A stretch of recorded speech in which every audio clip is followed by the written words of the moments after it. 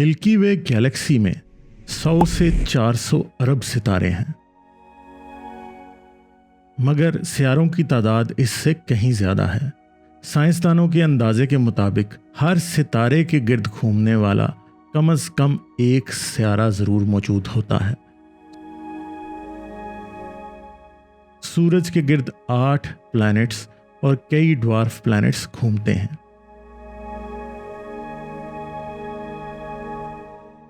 इसके अलावा solar system में मिलियंस ऑफ स्मॉलर बॉडीज मौजूद हैं। इंसान की सबसे ऊंची उड़ान आज तक चांद ही रहा है और तकरीबन पिछले 50 साल से हम सिर्फ इंटरनेशनल स्पेस स्टेशन तक ही लिमिटेड हैं।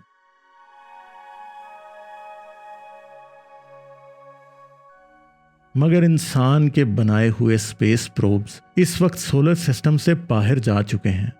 वॉयेजर 1 इंसान का बनाया हुआ सबसे दूर तरीन सफर करने वाला ऑब्जेक्ट है। इस वक्त ये जमीन से 14 अरब 46 करोड़ मील दूर जा चुका है। ये फासला जमीन से सूरज के फासले का 155 टाइम्स है और हर बढ़ते सेकंड में वॉयेजर 1 17 किलोमीटर का फासला तय कर लेता है, जो कि एक गोली की रफ्तार से 10 गुना ज्यादा तेज है। मगर वॉयेजर 1 की स्पीड हमारी गैलेक्सी के लेवल पर 0 है। हमारी गैलेक्सी का सेंटर जमीन से 25,800 लाइट ईयर दूर है। रोशनी कायनात में सबसे तेज सफर करती है। एक सेकंड में रोशनी तकरीबन 3 लाख किलोमीटर का फासला तय कर लेती है। लाइट ईयर इस फासले को कहते हैं जो रोशनी एक साल में तय करती है। सूरज मिल्की वे गैलेक्सी की एक आउटर आर्म पर लोकेटेड है। सूरज का करीब तरीन सितारा प्रॉक्सिमा सेंटोरी है। ये हमसे 4.25 लाइट ईयर के फासले पर मौजूद है। अगर वॉयेजर 1 अपनी मौजूदा स्पीड पर प्रॉक्सिमा सेंटोरी की तरफ जाए तो इसे प्रॉक्सिमा सेंटोरी सिस्टम तक पहुंचने में मजीद 73,000 साल लग जाएंगे। Proxima Centauri alpha Centauri system का हिस्सा है। अल्फा सेंटोरी ए और बी प्रॉक्सिमा सेंटोरी से तकरीबन 0.2 लाइट ईयर के फासले पर मौजूद हैं। रोशनी की रफ्तार पर सफर करके प्रॉक्सिमा सेंटोरी सिस्टम तक पहुंचने में हमें 4.25 साल लगेंगे। मगर रोशनी की रफ्तार कायनात की एब्सोल्यूट स्पीड लिमिट मालूम होती है। हम नहीं जानते कि मुस्तकबिल में हम कभी इस स्पीड लिमिट को क्रॉस कर पाएंगे या नहीं। अगर हम किसी भी तरह 10% of the speed of light पर सफर करने की टेक्नोलॉजी हासिल कर लें तो प्रॉक्सिमा सेंटोरी तक एक इंसान की जिंदगी में पहुंचना मुमकिन हो जाएगा। मगर किसी भी स्पेसक्राफ्ट को स्पीड ऑफ लाइट के 10% स्पीड तक पहुंचाने के लिए बहुत ज़्यादा एनर्जी की ज़रूरत है और इस वक्त इंसान ज़मीन पर इतनी एनर्जी पैदा करने का कोई ऐसा इंतज़ाम नहीं कर पाया जिससे लाइट स्पीड के 10% तक सफ़र किया जा सके। जहां ये बड़े बड़े रॉकेटों और स्पेसशिप के लिए इम्पॉसिबल है, वहीं छोटे छोटे स्पेस प्रोब्स के लिए ये बिल्कुल पॉसिबल है। इस मामले में ब्रेक थ्रू स्टारशॉट के नाम से प्रॉक्सिमा सेंटोरी सिस्टम तक सफर करने का कॉन्सेप्ट पेश किया गया है, जिसमें चंद ग्राम के स्पेस प्रोब्स को 5 मीटर स्क्वायर्ड के लाइट सेल के जरिए स्पीड ऑफ लाइट के 20% तक पहुंचाया जाएगा। इस प्रोग्राम में 1000 ऐसे स्पेस प्रोब एक मदरशिप के जरिए स्पेस में पहुंचाए जाएंगे। इन सब का वजन सिर्फ चंद ग्राम होगा। इनके साथ लगी हुई लाइट सेल एक इंतहाई रिफ्लेक्टिव और लाइट मटेरियल की बनी हुई होगी।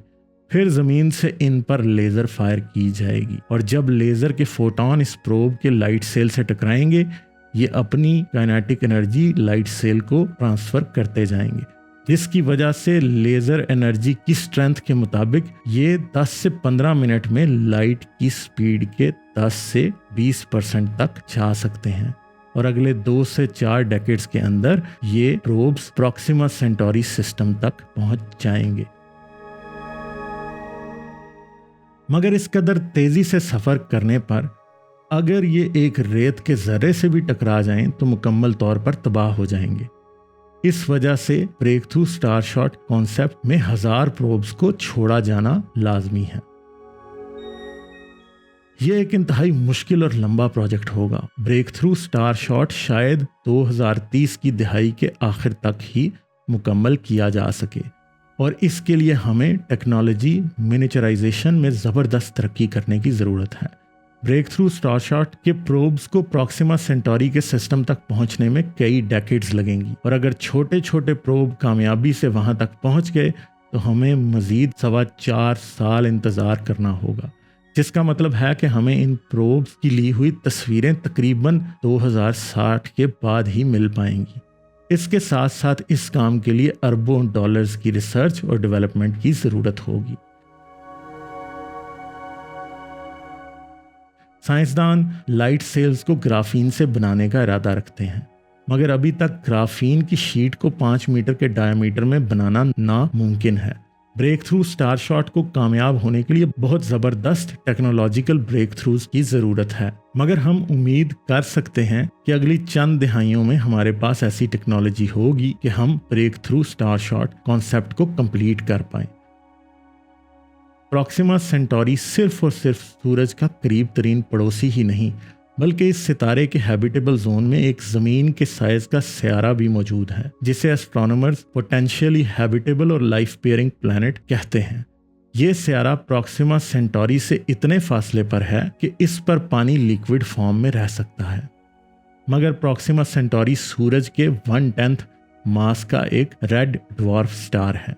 इस तरह के सितारे बहुत ही स्ट्रॉन्ग स्टेलर विंड्स इमिट करते हैं, जिसकी वजह से प्रॉक्सिमा सेंटोरी बी जैसे सियारे का एटमॉस्फेयर इजेक्ट हो सकता है।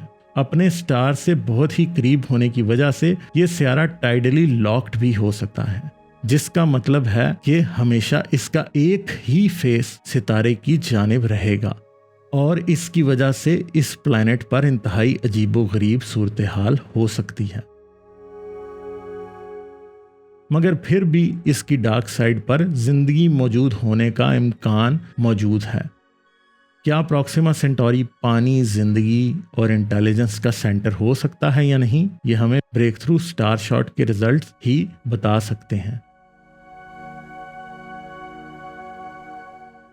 इस कदर लंबे फासले हमें कायनात और हमारी गैलेक्सी में अपनी पोजीशन पर होपलेस होने पर मजबूर करते दिखाई देते हैं, मगर ये फासले पार करना मुमकिन है। ऐन मुमकिन है कि आज से 1000 साल बाद इंसान प्रॉक्सिमा सेंटोरी को कॉलोनाइज कर चुका हो,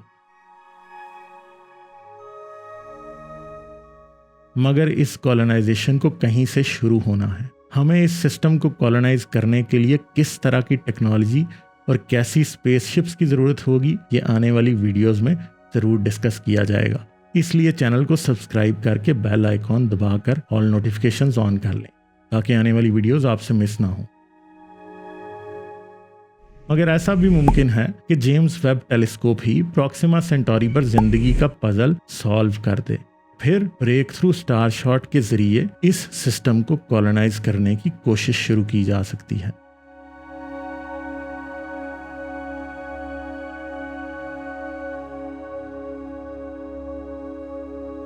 जाने से पहले वीडियो को लाइक और शेयर जरूर करें, और अगर आपने अभी तक सब्सक्राइब नहीं किया तो सब्सक्राइब करके घंटी का बटन दबाना ना भूलें। इसके साथ साथ आप साइंस कहानी को पेट्रियन पर भी सपोर्ट कर सकते हैं। पेट्रियन का लिंक इस वीडियो की डिस्क्रिप्शन में मौजूद है।